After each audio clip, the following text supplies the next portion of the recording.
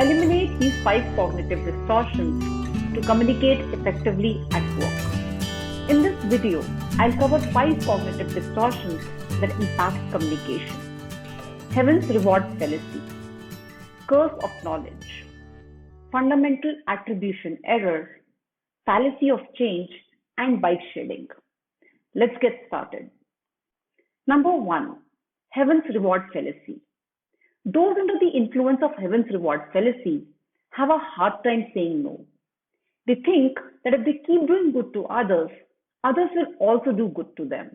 Or if they are always helpful, others will also help them out when they need it.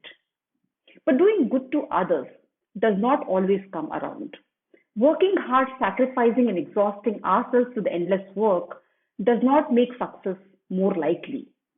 The world isn't fair. Constantly giving to others does not guarantee a return. How to tackle heaven's reward fallacy? To avoid the effect of this cognitive distortion, don't think of your effort in terms of the specific outcomes you want to achieve. Rather, frame it in terms of the progress you're making, what you're learning, and how you're improving. Number 2, curse of knowledge.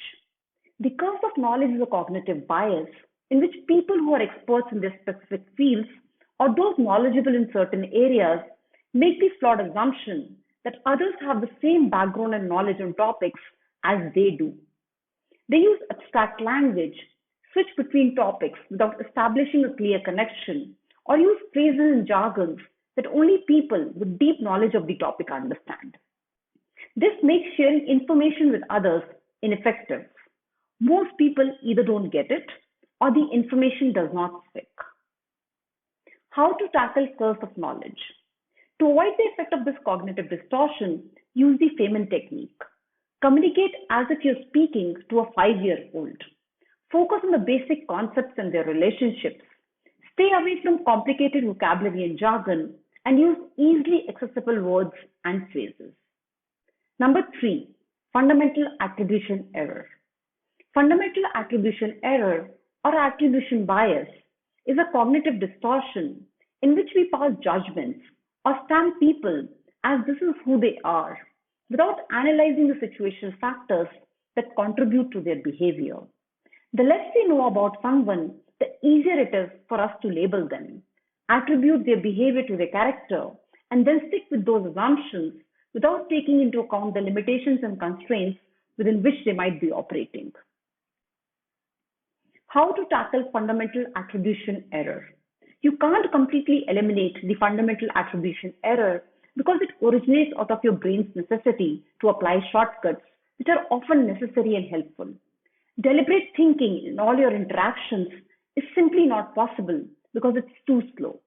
But you can learn to avoid fundamental attribution error when the stakes are high by asking these questions. Why does this person behave this way? Under what circumstances can I see myself or others behave in a similar manner? What situational factors could have contributed to it? Number 4, fallacy of change. This cognitive distortion is accompanied by the belief that our success and happiness depend on those around us and that changing them is the only way to get what we want. Expecting others to change is a fallacy. Pressuring others, manipulating them, or encouraging them to change does not guarantee happiness because true happiness is not external, it comes from within. How to tackle fallacy of change? Instead of demanding others to change by assuming that your misery is their fault or your needs can't be met unless others behave the way you expect them to be, take responsibility for your own actions and decisions, things you did or did not do. Expecting others to change is futile. The only person you can change is you. Number 5, bikeshedding. Bikeshedding cognitive distortion, also known as Parkinson's law of triviality, shows up when we devote a disproportionate amount of our time to menial and trivial matters while leaving important matters unattended.